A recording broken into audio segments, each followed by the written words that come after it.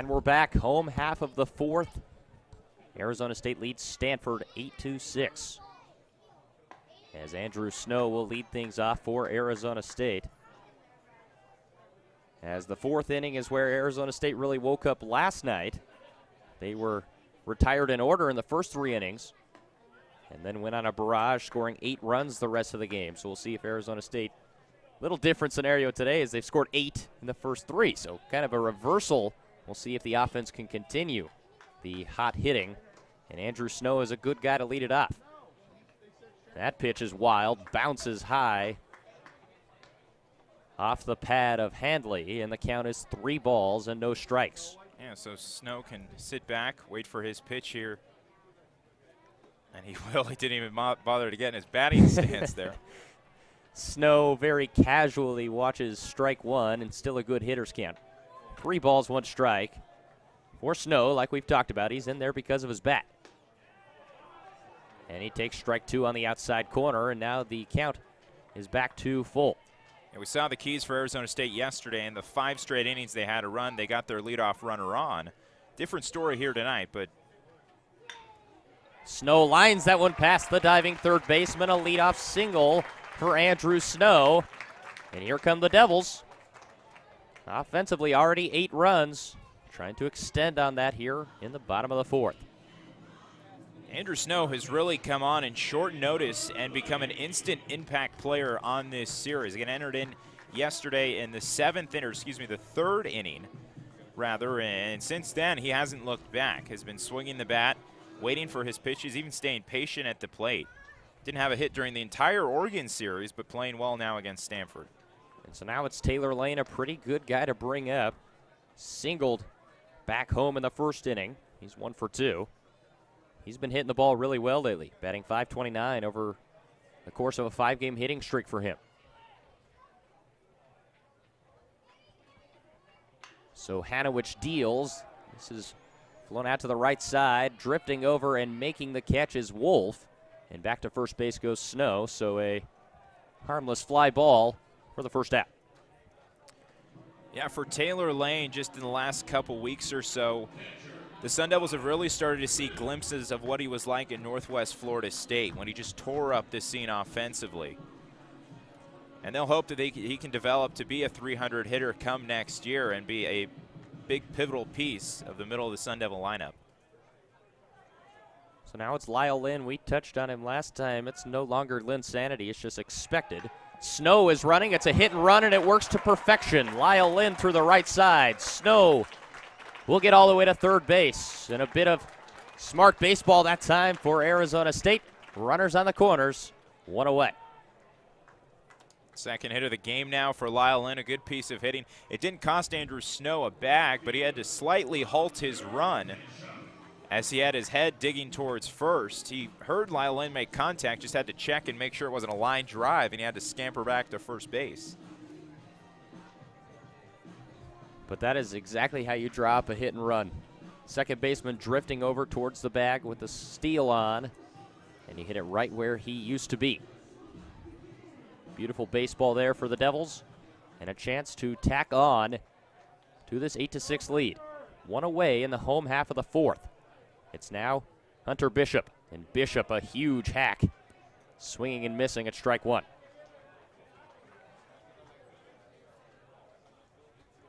Bishop is a guy we've seen has great power potentially over the course of the year, as often puts on a show in batting practice. Bishop that time, though, went chasing a breaking ball in the dirt, and he is behind 0-2 in the count. Yeah, Bishop, a 4-home-run guy this season. He might have hit the longest home run of the year, a fly ball out to right that hit on top of the batting cages about a month ago, and that was just a shot. Canning's had some big ones, too, as well as Williams, but Bishop has a ton of pop in that bat. Hanowich deals. It's low. It gets away. And here comes Snow. He will be able to score. It's a wild pitch. And the Devils tack on another run. It's 9-6. So the offensive barrage for Arizona State continues. They've scored in a plethora of ways here today. And now it's a wild pitch. Devils will take whatever they can at this point. They do not want to get swept in this series. They do not want Stanford going home to Palo Alto with a 12-game winning streak. Looking good so far here. We're not even halfway through this one. A ton of offense. Double digits in the hit column now, too. I hope you're comfortable in your seat, because this could be a long one here today. They give us nice chairs up here. They do. So Bishop has worked the count back to 2-2. The last two pitches by Hanowich have been wild. That one misses as well, so 3 straight balls by Hanowich, and the count is full for the freshman Hunter Bishop. Lynn stands at second. 1 run already home in the inning for the Sun Devils. And the pitch caught the bottom of the zone, a tough call that Bishop did not like. He was already running down to first base, but a backwards K is called, and there's now 2 away. Yeah, that's a tough call there on the inner edge. Bishop for sure thought he had the walk. You could read his lips as he kind of screamed out, "That's terrible," but you know, credit the freshman not getting out of control, because Jake Uhlenhop gave him a long look behind the plate, the home plate umpire. So good for Bishop to do the smart thing, stay in the mature thing, really, is what it was, going back to the dugout and not carrying out the argument any longer. Still a guy in scoring position, so the rally is not quite over yet as Tyler Williams steps into the box. 1 for 2 on the day. Pitch by Hanowich misses inside. Williams, as we referred to earlier back in the first, had that 2 RBI single, a shot off the bat, and he struck out looking in the third. Has a chance to possibly get his 3rd RBI of the ball game with Lyle Lynn standing at second. Williams watches another ball inside. It's a 3-0 count.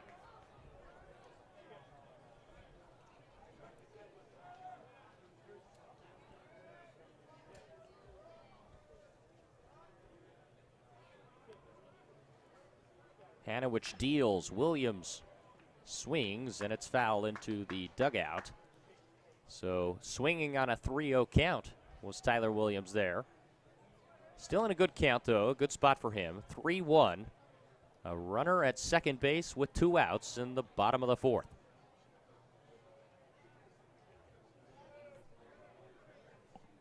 Hanowich deals. Williams pops it to left field. Back to the wall goes Brody. And it is robbed. What a play. Quinn Brody steals a home run away from Tyler Williams and ends the 4th inning. Unbelievable catch by Quinn Brody. And that will bring it into the bottom of the 4th. A highlight reel play. Right before the break, we witnessed robbery.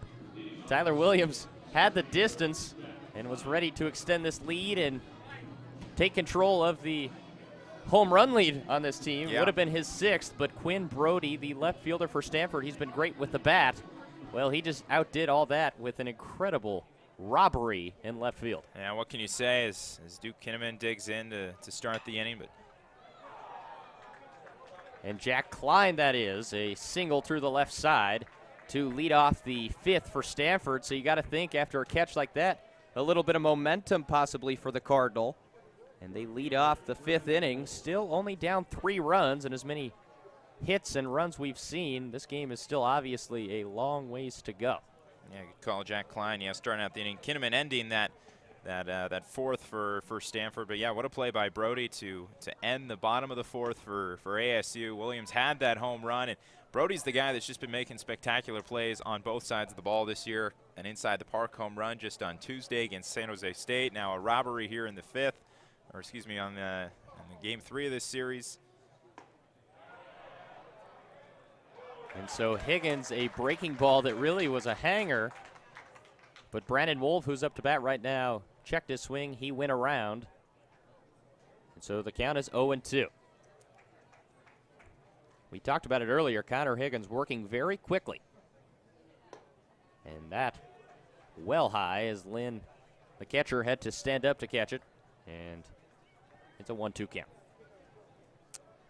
Putting that robbery from Brody in context too. I mean, that turned a potential 5-run game to a 3-run game. You know, in the game of baseball, you know, 1-run, 2-run, 3-run game. That's kind of always, you know, within striking distance, especially only halfway through this one in the top of the 5th. But once you start getting to the 4, 5, 6, that's when, you know, things really start getting in doubt if your pitching's consistent, like it's been for ASU for the most part.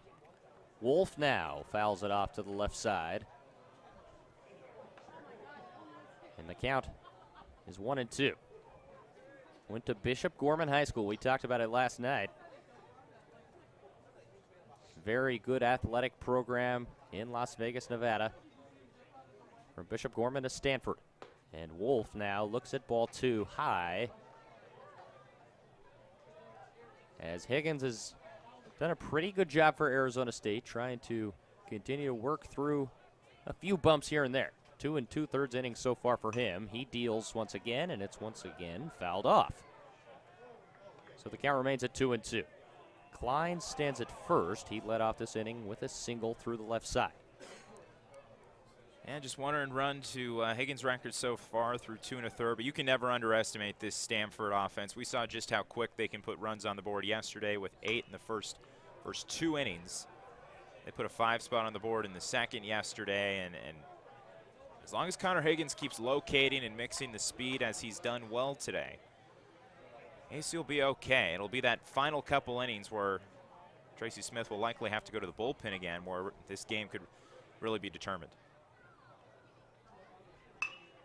Wolf, the battle finally over, grounded to Snow, and it's a possible double play. It is 6-4-3, pretty play. Snow, Aldretti, and Lane team up, and there's 2 away now in the 5th.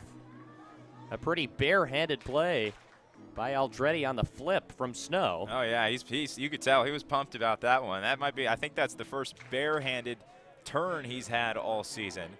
Aldretti a shortstop, so most of the time this year he's been the guy flipping the ball. The ball's hit to him, but a nice play over there, transitioning nicely back over to second in this game. He was just short yesterday.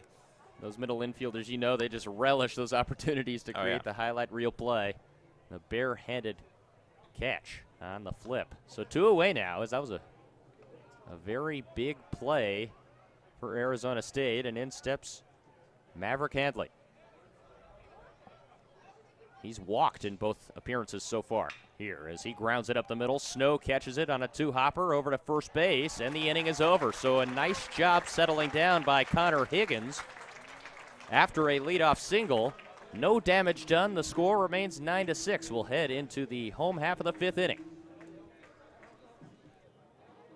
And we are back inside Phoenix Muni. Braiden Bell, Andrew Chapman, 11-0 the score. Stanford rolling right now over Arizona State.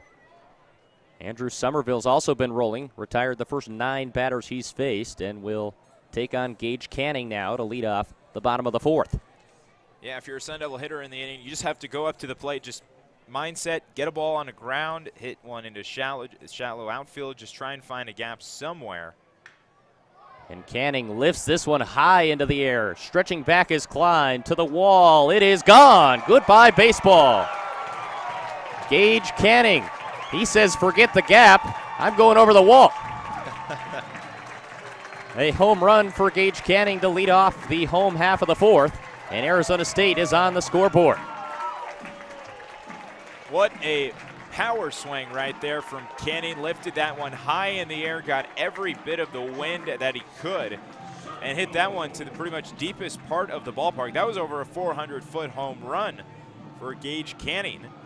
Even ties him for the team lead now with Tyler Williams. So how about that? Your leadoff hitter supplying some power. Of course, he breaks up the perfect game bid as well for Somerville. We weren't going to mention that. I think we were laying off of that, but it's fair to we now. can now, yes. So the home run by Canning, and in steps Zach Serbo. See if the Devils can ride some momentum after that leadoff home run, as Serbo looks at ball 2 outside. And now for Somerville, like we talked about, probably was, riding some emotions of a possible, perfect game like you talked about, even though it was only 3 innings. Now you give up a home run, you kind of have to step back in and refocus. That's a nice pitch there, 89 miles an hour, dots the corner, and the count is 2-1. You know, we're not pitchers. We never know exactly what inning, you know, a starter tries to, you know, or at least start thinking about that, hey, you know, there's still a 0 up in that hit column. Got to imagine the 4th inning is a bit early for that, but still, he definitely knew that he had stuff working at least within the first 3 innings. The fact that his offense was backing him as well probably made things a whole lot easier on the hill, and still a 10-run lead despite the big blast. But what ASU needs to do now is build off of that momentum and try and string some hits together here. Serbo and a 308 hitter for the Devils as he fouls that one back to the net. The count remains 2-2.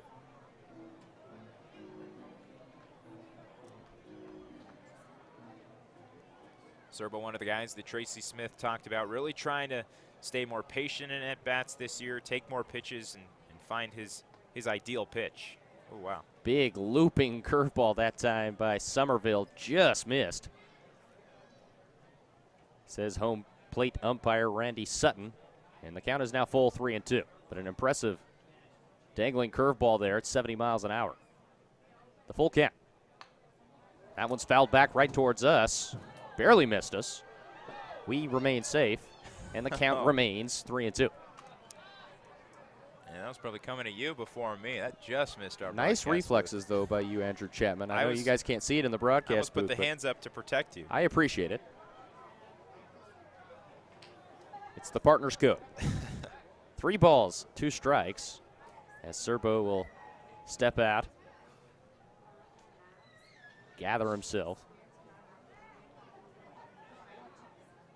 After a leadoff home run by Gage Canning, the Sun Devils trying to put something together here in the 4th inning. The pitch caught the bottom part of the zone, strike 3, and it's a strikeout looking by Somerville. And that's Somerville's first strikeout, believe it or not, as he's pitched very well, but that is his first strikeout of the ball game, and it'll bring up Taylor Lane. Yeah, he entered into this game top 10 in the Pac-12 in strikeouts. So those first 3 innings, he was just throwing strikes, using his defense to his benefit, and now trying to record himself some of his own outs here. With 1 away now. Lane looks at another big curveball from Somerville, and it's 1-0. Lane, like you mentioned, had a great series against Oregon last week. We'll look to continue that right here with 1 away in the 4th.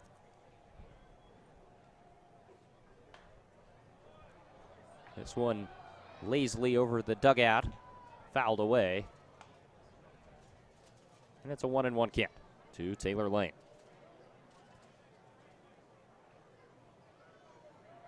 Lane, 2 home runs on the year, 9 RBI, batting .287, 0 for 1 in the ballgame. Ground out to second base.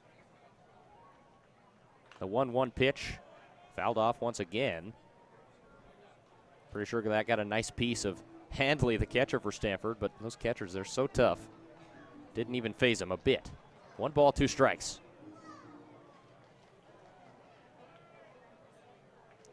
Somerville taking his time. Done a great job so far in 3 1/3. Only 1 hit, and it was the home run. That is a breaking ball. Check over to first base. He did not go, and the count evens at 2-2. Still important at this point in the game for Handley to work with his pitcher and mix up speeds, locations, just try and keep these ASU hitters guessing throughout the really entirety of his performance and keep him sharp on the hill. That one's lined up the middle. Solid base hit for Taylor Lane. The Sun Devils pick up their 2nd hit of the inning, and it's a 1-out single by Lane. Solid shot back up the middle. Yeah, that hit there brought back memories of Hunter Bishop's line drive in the 2nd that he hit over to short. Just a pitch that was barreled up right on the heart of that baseball bat, and that time Lane managed to find a gap as Bishop in the 2nd ended up getting robbed of a hit by the shortstop Horner. So obviously the score isn't where Arizona State wants it, but if they're going to make a rally, this is a good guy to have up, Lyle Lynn. It's been a huge story all year. Basically came out of nowhere. Batting .308. Fouls off that first pitch. So the inning started with a leadoff home run by Gage Canning. And then you just saw Taylor Lane's solid base hit up the middle. And that's how we got here. Runner at first, one out. Andrew Somerville trying to work through his first little run in with trouble as this one's popped up on the infield. And it will be taken by the shortstop. Horner battling the wind all the way. Looked like we're playing at Wrigley Field with the winds. Horner was able to control it, and there's two away. Yeah, no kidding. I mean, Lyle Lynn, though, still looking for his first hit on this series. We'd have to go back through the record books, but I don't know if Lyle Lynn's been hitless in a Pac-12 series up until this point. Yeah, he's just been so solid, as I mentioned, but it's the beauty of baseball. You're going to run into some struggles. Peaks and valleys. It's the game of peaks and valleys as that pitch by Somerville ran high, and the count is 1-0 to Hunter Bishop. Bishop lined out to shortstop, as you mentioned. He squared up that baseball, but it just went right into the glove of Nico Horner in his first at bat. See if he can extend this bit of offensive success for Arizona State. Pitch on the outside corner just missed, and the count is 2-0. Redemption more than anything maybe for Bishop here in this AB. You know, hits like that, you can't hit it any better, and you deserve a base hit out of it, and then unfortunately goes right to where the middle infielder is stationed as Horner was pushing closer to that second base bag at the time. So karma will hopefully come around and get Bishop a knock here. Good hitter's count on the 2-0, and he liked that pitch, but just missed it foul off towards the concession stand. And the count is 2 balls and 1 strike. Lane stands at first base for Arizona State. 2 away in the bottom of the 4th. Bishop, the lefty, trying to work on another hit here for Arizona State. 2 in the inning. And that one misses a bit high. And the command for Somerville. Struggling a bit more. He's still done a very good job, but it's now 3-1 on Bishop. Trying to get out of this 4th inning with only 1 run allowed. Good hitter's count. This one's popped up. Shallow left field. Ranging over is Horner. He will make the catch, and that will end the inning, but the Sun Devils finally get on the scoreboard courtesy of Gage Canning. A solo home run has the Sun Devils on the scoreboard. Stanford still leads, though, 11-1 as we head towards the 5th inning. You're watching Pac-12 Digital.